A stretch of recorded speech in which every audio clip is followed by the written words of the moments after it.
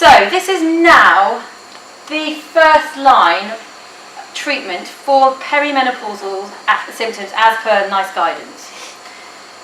I'm going to tell you a bit about the history of HRT. So HRT was first discovered or developed in the 1930s. It has gone in and out of favour since then. When I qualified in 2002, it was massively out of favour. So lots of women were being stopped from taking it or not being given it at all. And this was because there was a few studies, but one was called the Million Women Study. And this showed that there were risks of heart disease, stroke and breast cancer mainly. And everyone was really worried. So a lot of women didn't have it, a lot of women suffered. What's happened now, there's been reanalysis, and actually what we've realised is actually the benefits now outweigh the risks. And there were flaws to those studies. And the flaws were, what they were doing was they were looking at women who were postmenopausal, so 60 plus, and then hadn't had a period for 10 years, and then putting them on HRT, and then their risk of heart disease, stroke and breast cancer went up. When actually if you were to give it to a woman in her 40s who's perimenopausal, you're just continuing what she's already got, and therefore the risk is lower. So HRT is now back in favour and is first line as per NICE guidance. But the debate continues, quite rightly, and the research continues quite rightly, so we'll see. So a bit more detail about HRT itself. Okay, so there's two, does anyone know the hormones that we use for HRT? So it's estrogen and progesterone, yeah. Now, estrogen is the only reason why you get menopausal symptoms is because of the estrogen.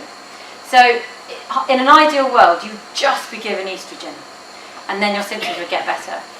But you can only just have estrogen if you don't have a uterus, because estrogen will create a very thickened lining to the uterus if you give it unopposed on its own, and then the risk of endometrial or uterus lining cancer goes up. So you can only have estrogen on its own if you've had a hysterectomy. So everybody else who has a uterus, they need estrogen for the symptoms, but they also need progesterone. And that can be combined with the estrogen, or it can be in the form of, say, a Mirena coil, which goes into the uterus and it will sit there for 5 years and protect the uterus, and then you can just have the estrogen. The estrogen and progesterone come in two ways. They're either sequential, which is cyclical, so you have that initially. So if you're, say, having periods, you then go on a sequential one where you will then, a bit like the pill, you take your pills like the contraceptive pill, and then you will bleed, you'll have a regular period. And then you have to be on that for a year at least, and then you can move to the continuous one where you're taking equal progesterone and estrogen together and your periods should stop. And then you continue with that. It doesn't have to be a year, it can be more than a year. It depends on age, lots of factors. But those are basically the two hormones. Does that make sense? Yeah? Okay. So, let me talk about the risks of HRT. So, every individual will be assessed by their GP or by their doctor before you can start HRT. And we look at so many different factors. We look at your age, your symptoms, your weight and your BMI, your blood pressure, your family history, your past medical history. We have to take that all into account. And if the benefits outweigh the risks, then you can be started on HRT. You will be seen after 3 months for a checkup, and then every year. And every year we'll reassess. Do the benefits still outweigh the risk or not? And if you get to a certain point where the risks outweigh the benefits, that's when it's a good time to stop. We know that HRT increases the risk of heart disease blood clots and stroke. So, but this is only in tablet form. If you take it in patches, the risk of blood clots and stroke is almost nothing. So that's something to remember. We know that the risk of breast cancer goes up with HRT. So if you think that on average, all of us, regardless of anything, the risk of us getting breast cancer anyway is about 10 women in 1,000 over 5 years. If you take HRT, it would be 12 women in 1,000 over 5 years. So it's not massive, but it's just something that has to be taken into account. And then ovarian cancer, we're not really sure. There's a bit of conflicting evidence. They think possibly it might increase ovarian cancer slightly, but again, there's more research needed. But then let's talk about the benefits. So we know that HRT reduces the risk of fractures. So it reduces, a randomized controlled trial, it reduces by 23 per 1,000 lower fractures from taking HRT. We know HRT is not the treatment for osteoporosis, but it can be used as prevention for osteoporosis. It also reduces hot flushes by up to 87%. It improves mood, it improves muscle mass and strength, improves joint and muscle pain, it increases sexual desire. So reduced libido, HRT can help this. A lot of people say to me about stopping HRT, a really common question is, well, surely you're just delaying the inevitable, and that when I come to stop it, I'm going to get all these symptoms. And the answer is no, not necessarily, because what you're doing is you're in control of it. You then can decide when you do it and also how fast you come off it. So, you know, if you take it over at least 6 months, you can do it very slowly where you are in control of your symptoms. Also, you've had that duration of time on it where you've had a good quality of life, haven't had symptoms, and also maybe improved your bone health, etc. So, but that's something to chat to your doctor about, and that's what some of you will talk about at your annual review. Currently, there is no nice guidance now as to when to stop. So, you know, you don't say it's at 61 or at 55. There's no kind of guidance. All it is when the risks outweigh the benefits. That's all it is. So if you feel that actually, you know, I'm in my 60s now and the risk, then that's the time to consider stopping. There are some women who can't have HRT. If you have had breast cancer, if you have active heart disease or angina, uncontrolled high blood pressure, if you have a blood clotting disorder where you're going to be at risk of getting a blood clot or a DVT, if you have problems with your endometrial, so uterus lining disorder, liver disease, so cirrhosis, and then I've written here migraines. Now migraines, it's just that care has to be taken with prescribing HRT in people who have focal migraines, but the patches are much safer again, so that's also something to consider. That's quite a lot to take in. Is everyone okay so far? Yeah? Okay, I'm going to have a quick sip of water. So let's talk about non-hormonal medication. Not everyone can take HRT, and not everyone wants to take HRT. You know, it's a very personal thing where you take all the information and you work out what's right, what's wrong. You know, I have a family history of breast cancer, so whether I choose to have HRT when the time comes, I don't know. You know, you have to take it all very much into account. So there are hormonal options, non-hormonal options. So I've written here clonidine, antidepressants, gabapentin, tibolone and placebo. I don't know if any of you have heard of any of these. A lot of them are not licensed in menopause, so your doctor would need to explain to you exactly why you're using them and the risks involved. Clonidine is basically a blood pressure tablet, and some women swear that it helps their hot flushes. There's not a huge amount of evidence, but it can, for some women, seem to help. If you go to the bottom and look at placebo, now placebo, if I gave you a sugar pill, your hot flushes would reduce by 20%. So the placebo effect is an actual thing where you will just feel better just thinking that you're taking something. And if you compare, so if placebo is 20% and HRT is nearly 90%, then the antidepressants are 60%. So actually there is a reduction in hot flushes and some of the menopausal symptoms with the antidepressants. And the best ones are fluoxetine and paroxetine, and also something called venlafaxine. There's also gabapentin, which is an anti-epilepsy drug. Again, there's some good evidence about, again, 60% reduction in hot flushes. Trouble is with some of these meds is there are side effects. So the gabapentin, you may feel dizzy or drowsy. With the venlafaxine, I think it's nausea that a lot of women feel. Tibolone, that is a very non-specific hormone. So it's a synthetic steroid hormone that's not selective. So it's got lots of different hormones within it. We used to think it was a safe alternative to HRT, but actually you still can't have it if you've had breast cancer. So actually, if you can't have HRT, you probably shouldn't be having, because of certain things, you probably shouldn't be having Tibolone. But again, it could be used for some women. It can be very beneficial. Now, over-the-counter stuff. How are we doing for time? Good. Okay, we're nearly there.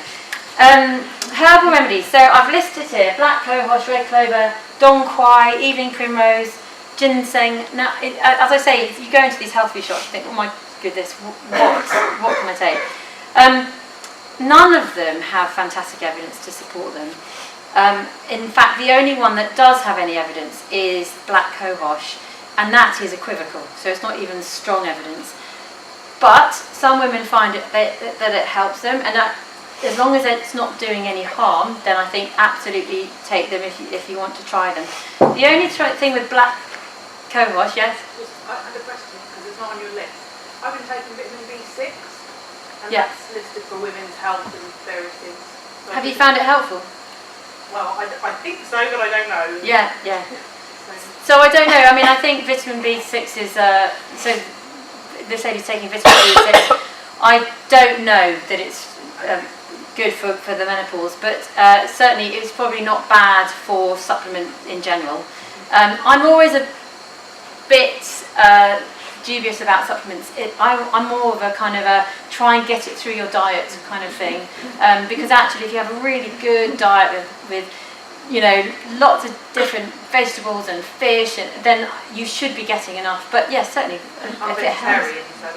So So then absolutely, no, you're right to raise that. So she's vegetarian. If you have a diet that is restrictive, then absolutely you should be making sure that you replace. So for example, also iron, because it can be quite hard to get all the iron into your diet if you're vegetarian, and you have to find ways of doing that. So sometimes it is sensible to have supplements, yeah. Okay, the other thing I was going to say about black cohosh. So one thing we worry about is that it can actually be quite toxic to your liver. So it's always important if you go and see your GP and say, I want to talk about the menopause or whatever, do tell them what you're taking, because that's the other thing with supplements, is often there's this, you sort of think that if the more that you have, the better, and actually often that's not the case. It's like that chap in America who had green tea every night, and it's brilliant, mug of green tea, perfect, really good. But then he thought, I know what, I'm going to be super healthy, and I'm going to take green tea tablets every night. He took 3 days, he took high dose green tea in tablet form, and then he went into liver failure, had to have a liver transplant. And the thing is, it's not the case that more is better. It's because supplements, so just be careful with supplements. Acupuncture, reflexology, magnetism, again, fantastic treatments, and if they make you feel better, they are, do them. The trouble is that we don't have much evidence that they help. But, research is still going on. Vitamin E does have some evidence. So vitamin E is a natural antioxidant, and 2 trials have shown that there is a marginal benefit in hot flushes. And homeopathy, actually, there is evidence in an observational study and a few randomised controlled trials that are encouraging, and apparently a larger trial is going underway. So there's stuff happening that you can try. Did anyone see the Mariella Fuss truck? Yeah. So I did. I thought it was brilliant. And what I found mostly interesting was the CBT, the fact that they all had this cognitive behavioural therapy where they were taught how to recognise their hot flushes and how to help with behaviour, and therefore how to manage them better. And there was a great deal of evidence. If you haven't watched it, I really recommend it. It's on BBC iPlayer.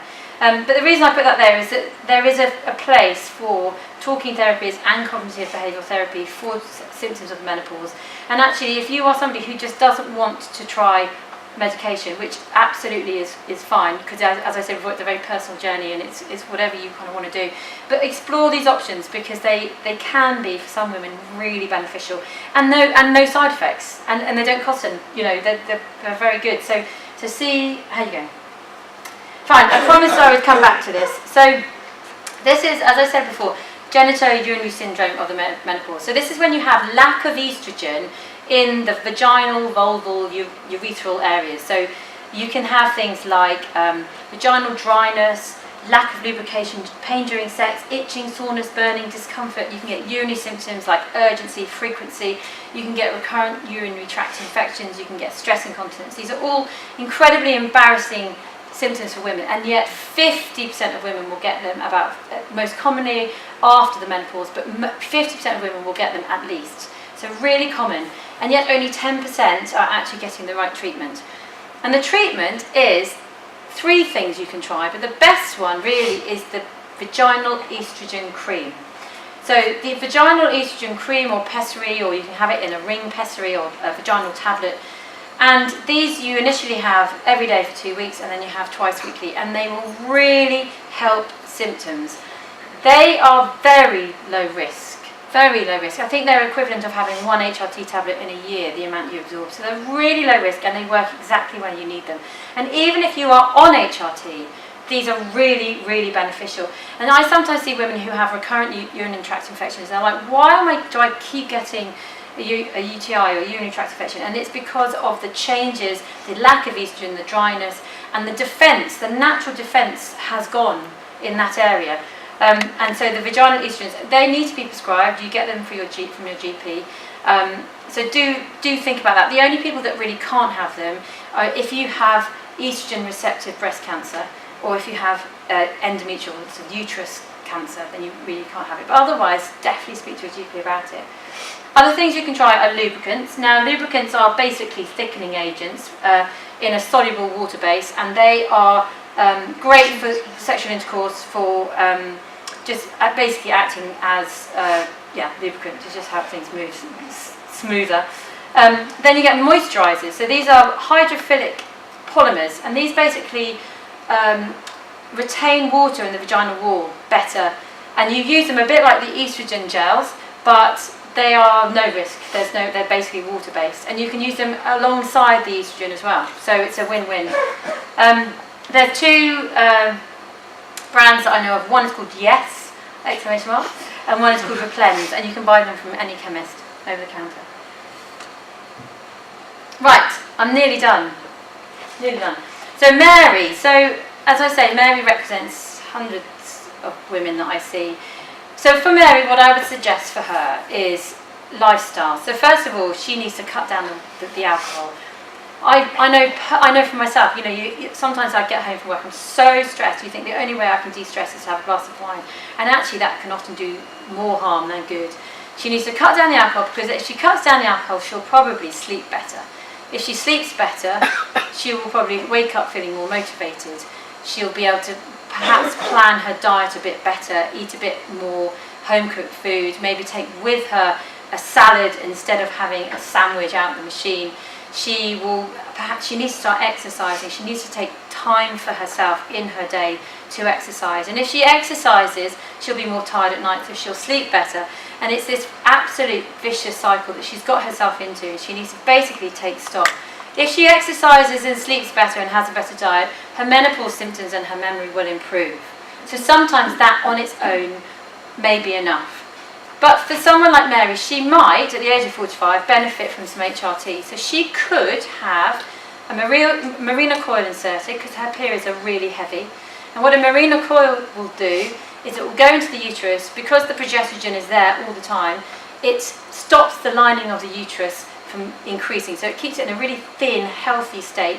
So most women find they have very light, very infrequent periods, or no periods at all. So that's the progestogen component sorted. And then she could have some estrogen in the form of a patch or some gel or a tablet that she takes daily, and that would help improve her memory and help improve her motivation and make her feel, and this is what I hear so often, herself again. So she has, for the last 6 months, not felt herself, felt tearful. and she may go back to feeling Mary, where she can function and she can do everything normally. So, in summary, I hope I've covered a lot of the menopause. I hope it's been helpful. As I say, I suppose there's three things to take away. A single woman is going to go through the menopause. Fact. Everyone. And so talk about it with your friends, talk about it with your family, talk about it with your GP. Also, there's no correct path. It's a personal journey. You can decide. The more you know about it, the more you understand it, the more you can decide what path you are going to go down and make that your individual journey.